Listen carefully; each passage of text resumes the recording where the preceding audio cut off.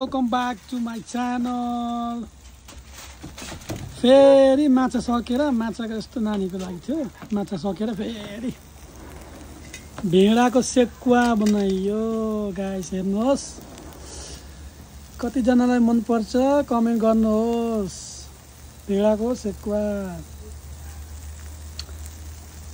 भेडाको मासुको सेकुवा हेर्नुहोस् है गाइस कामबाट कुदेर आयो अनि हत्ता गरेर भेडाको सेकुवा बनाइयो दामी भइरहेछ हेर्दै मुखमा पानी आइसक्यो झन् खाँदा कस्तो होला त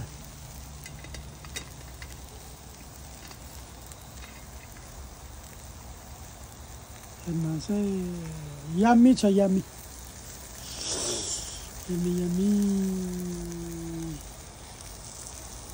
यम्मी यम्मी छ यहाँ पनि छ अझै पकाउनु छ अझै यति छ फेरि यो भेडाको मासु साह्रो महँगो खसीभन्दा नि महँगो रहेछ नि त खसीभन्दा महँगो पर्दछ मासु चाहिँ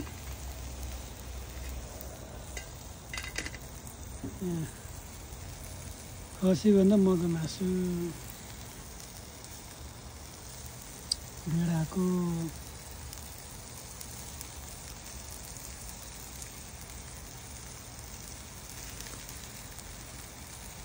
कति मिठो होला त यो मासु